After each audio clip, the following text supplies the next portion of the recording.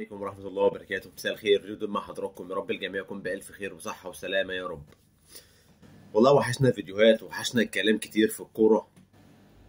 الواحد بقاله فترة، يعني بقالنا أسبوع ما عملناش فيديو، وأنا كنت واخد قرار إن أنا خلاص أعمل الفيديوهات بعد ما نخلص من موسم رمضان، وبعد ما تخلص من زحمة رمضان. طبعا الواحد في شغل رمضان بيبقى الشغل كتير، والواحد بيشتغل 15 ساعة في رمضان من 10 الصبح ل1 بالليل. فموسم بقى، كل عام وانتم بخير.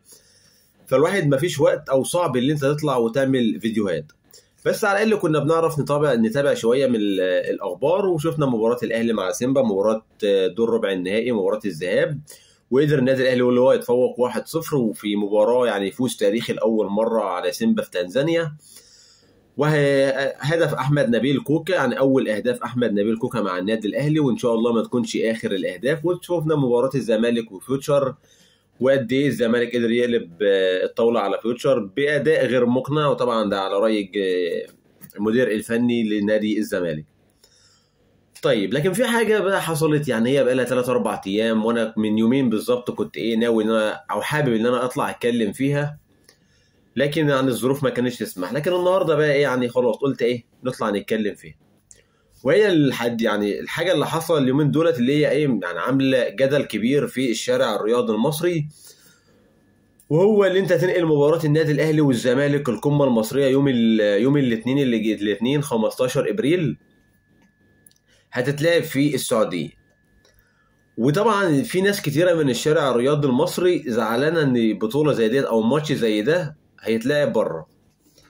بص اقول لك على حاجه، انت في المجلس بتاع مجلس جمال علام، انت بتشوف العجب، هتشوف العجب مع مجلس جمال علام. حاجات بتحصل لاول مره في التاريخ، حاجات بتحصل.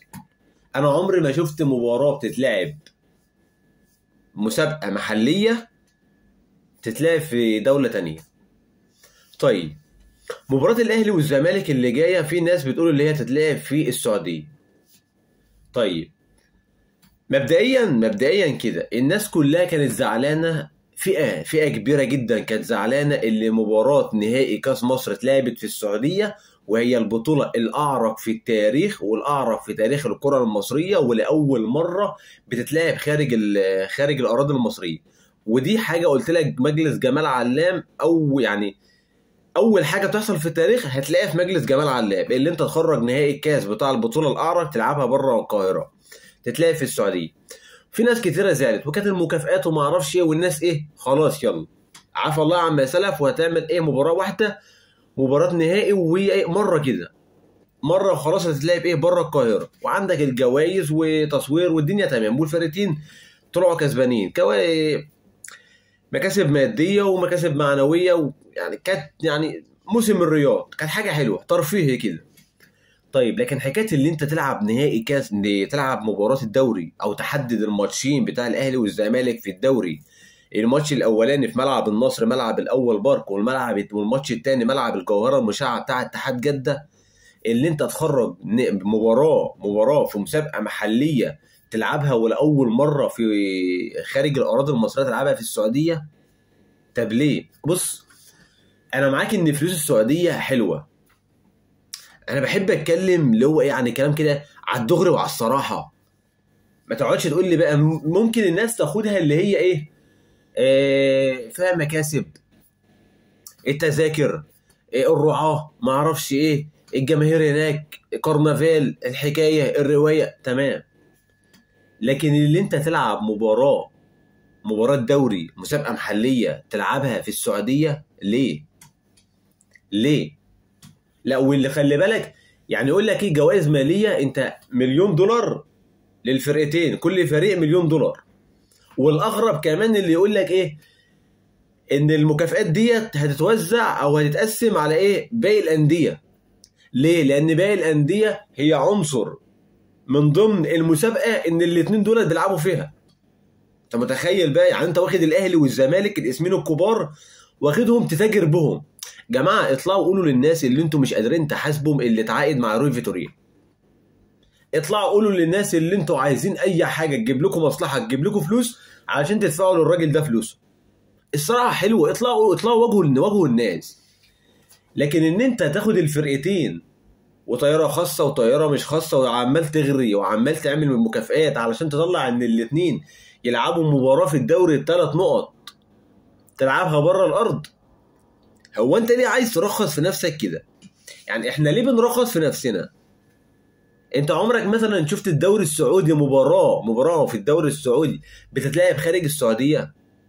بص اقول لك على حاجه عشان بس مش عايز اطول عليك. هي المباراه لسه ما اتاكدتش اللي هي تتلعب خارج القاهره. انا طالع الفيديو مخصوص عشان اتكلم، بس انت ليه عايز تنقل المباراه خارج القاهره؟ النهارده الاربع في اجتماع في رابطه الانديه. النهارده الاجتماع علشان هيشوفوا بناء على القرارات اللي هم ياخدوها هل هتعمل المباراه ولا مش هتعملها، هتلعب المباراه خارج القاهره ولا لا. طيب مين اللي هيكون قاعد في الاجتماع؟ مندوب من الاهلي، مندوب من الزمالك، مندوب من رابطه الانديه، ومندوب من الشركه الراعيه للمباراه دي. بناء عليها اذا حصل الاتفاقات يبقى انت ايه، خلاص ممكن تلعب المباراه. بس عايز اقول لك على حاجه برضو، المباراه مش سهل ان انت تلعبها خارج القاهره. انت خلي بالك يا جماعه، احنا محتاجين اجراءات قانونيه، الفرق اللي انت بتقول لها ايه ممكن اللي هي يعني تتقسم من الجوائز اللي انت هتاخدها، من المكافاه اللي انت هتاخدها. هي الفرق ديت ملهاش اللي انا مثلا انا كاهلي اروح العب المباراه واخد $1,000,000 والاخر تيجي تقول لي ايه هتتقسم على الفرق اللي هي في الدوري، علشان الفرق ديت عنصر من المسابقه اللي انت كنت بتلعب فيها.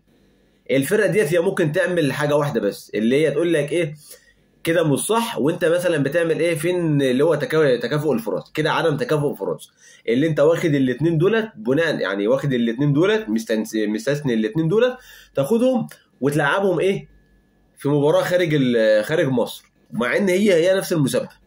هو ده اللي الفرق ديت ممكن تعملها، ترفع كده لفته عدم تكافؤ الفرص. لكن تقول لي ان انا اروح العب بره واخد مكافاه واجدر الناس ديت، لا انت كده بتتاجر فيه، او انت بالبلدي بتستعماني ايا كان بقى اهلي او زمالك. طيب وما تجيش برضه بعد كده تقول لي ايه اصل الاهلي وافق والزمالك وافق. خلي بالك ان رابطه الانديه اعلنت القرار بعد موافقه الاهلي وبعدين الزمالك. وطالما اتكلمت على موقف الاهلي وان الاهلي وافق، ما تحطش في دماغك ان الاهلي وافق على القرار اللي انت قلت عليه، او الاهلي مثلا وافق ان انت تلعب المباراه خارج القاهره. خلي بالك ان الاهلي بيرمي الكره في ملعبك. الاهلي بيرمي الكره في ملعبك. انت شايف ان ديت من المصلحه العامه، خلاص انا موافق. انا كاهلي ده البيان اللي الاهلي قال لك انت شايف ان ده في المصلحه العامه، خلاص انا موافق. عشان ما تجيش تقول لي انا ايه ضد الصالح العام. بناء عليها بقى تاجل لي، توفر لي 3-4 ايام قبلها، لما ارجع توفر لي كل حاجه. وعلى الجانب الثاني نفس الكلام للزمالك برضه. الناس ديت انا بقول لك اهوت الاهلي والزمالك وافقوا علشان ما تجيش تقول ان الناس ديت ضد الصالح العام، لا الاهلي رمى الكوره في ملعبك.